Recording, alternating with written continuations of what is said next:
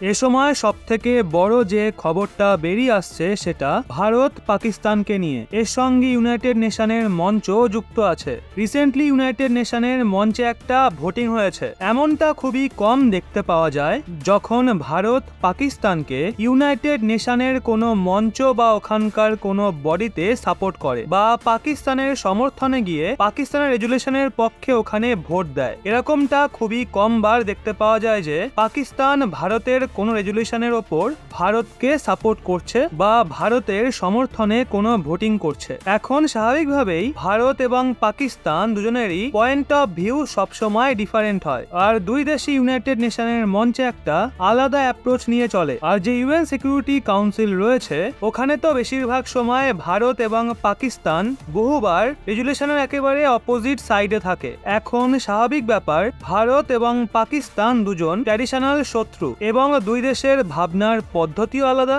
কিন্তু এইবার ব্যতিক্রম কিছু ঘটেছে এবং ইউনাইটেড নেশনের বডিতে পাকিস্তানকে সাপোর্ট করেছে, মানে পাকিস্তানের সমর্থনে এসে পাকিস্তানকে সঙ্গ দিয়েছে। আর একটা এমন রেজুলেশন যেটা পাকিস্তান নিয়ে এসেছিল সেখানে আমরা পাকিস্তানের পক্ষে ভোট দিয়েছি। এখন আপনাদের মনে হয়তো প্রশ্ন আসছে, ভারত পাকিস্তানকে সাপোর্ট কেন করলো? এই বিষয়টা আমরা এই ভিডিওতেই ডিসকাস করব। আপনাদের মনে আছে কিছু সপ্তাহ আগে সুইডেনে ঈদের দিন ওখানে একটা মসজিদের সামনে কোরআন জ্বালানো হয়েছিল।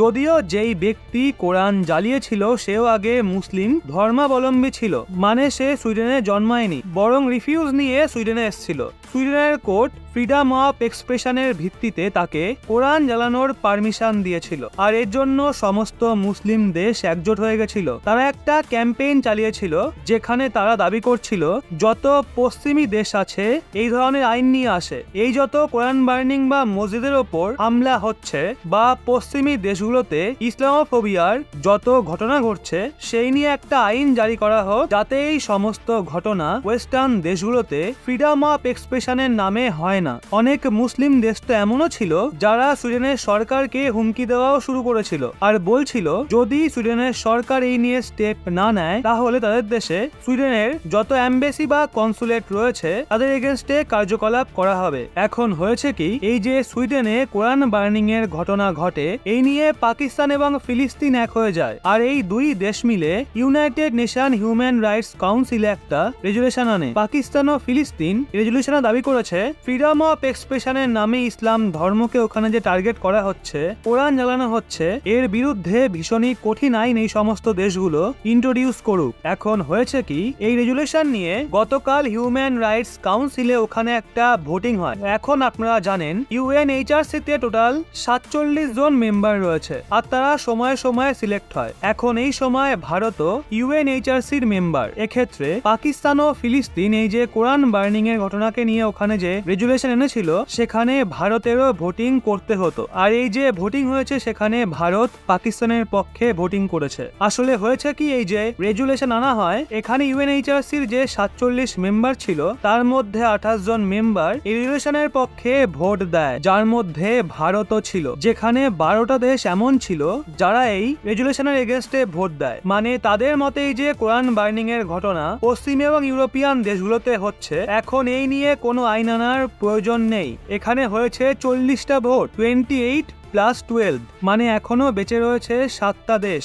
আসলে এই 7টা দেশ ভোটিং এ অংশগ্রহণই করেনি। এখন এই যে 12টা দেশ ছিল যারা এই রেজুলেশনের এগেইনস্টে ভোট দেয়, আর এই যে 7টা দেশ ছিল যারা পুরোপুরি ভোটিং এর বাইরে ছিল, যারা এই ভোটিং প্রক্রিয়ায় অংশ নেয়নি, তারা সবাই ওয়েস্টার্ন কান্ট্রি। এই রেজুলেশন নিয়ে তাদের মতে ইউএনএইচআরসি তে তারা বলে এই যে কোরআন জ্বালানোর ঘটনা রিসেন্টলি সুইডেনে হয়েছে, এই ধরনের ঘটনা নিয়ে তারা তাদের দেশে কোনো আইন ইন্ট্রোডিউস করবে না। এই ধরনের ঘটনা ফ্রিডম অফ এক্সপ্রেশনের জন্য ভীষণই ইম্পর্টেন্ট। যদি তারা এই ধরনের আইন আনে, কোরআন বার্নিং এর মতো ঘটনাগুলোকে আটকানোর জন্য কোন রকম আইনি পরিবর্তন করা হয়, তাহলে তার ফলে ওই দেশের মানুষদের ফ্রিডম অফ এক্সপ্রেশন এফেক্টেড হবে। এর জন্য এই দেশগুলো পাকিস্তান ও ফিলিস্তিন এই যে রেজুলেশন এনেছিল তারা এর পক্ষে না তো ভোটিং করে আর না তো রেজুলেশনকে সমর্থন করে। তারা পরিষ্কার বুঝিয়ে দিয়েছে তারা কোরআন জ্বালানো নিয়ে কোন রকম আইন আনবে না। এখন এখানে এমনটা বলা হচ্ছে না কোরআন জ্বালানো একেবারে একেবারে ঠিক কাজ, বা এটা একভাবে ফ্রিডম অফ এক্সপ্রেশনই। এই নিয়ে সবার নিজস্ব ভাবনা থাকতেই পারে, এখানে কারোর পার্সোনাল মতামত ম্যাটার করে না। এখন একটা বিষয়ের দিকে নজর দিন, যত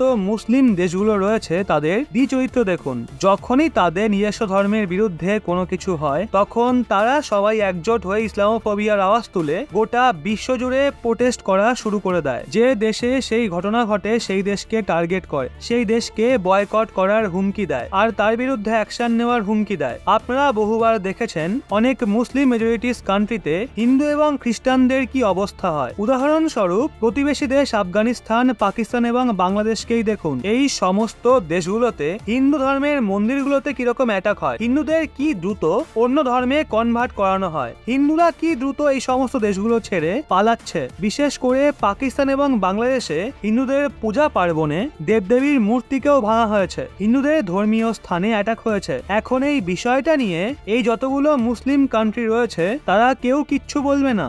আপনারা ভাবুন, যদি হিন্দু ধর্ম রিলেটেড কোনো ধর্মীয় বুক এভাবে সুইডেনে জ্বালানো হতো তাহলে এই যত মুসলিম দেশগুলো রয়েছে তারা কি ভারতের পাশে দাঁড়াতো? কখনোই না। কিন্তু এখানে ভারত ওই সমস্ত দেশগুলোকে সাপোর্ট করেছে, কারণ ভারত কখনোই বদলার চক্করে ফরেন পলিসি চালায় না, বরং ভারত সরকারের যেটা ঠিক বলে মনে হয় বা যেটা ভুল বলে মনে হয় সে অনুযায়ী আমরা ডিল করি, তারপর গিয়ে পদক্ষেপ নেওয়া হয়। অবশ্যই এই বিষয়টা নিয়ে ভারতের মানুষদের মত আলাদা আলাদা হতেই পারে। বন্ধুরা, এবার সরাসরি দুটো প্রশ্ন আপনাদেরই করছি। পাকিস্তানকে সাপোর্ট করে কি ভারত ঠিক করেছে? দ্বিতীয়, হিন্দু ধর্মের গ্রন্থকে যদি এভাবে জ্বালানো হতো তাহলে কি এই মুসলিম কান্ট্রিগুলো ভারতের পাশে দাঁড়িয়ে আওয়াজ তুলতো? কি মনে হয় আপনার? কমেন্টে অবশ্যই জানান।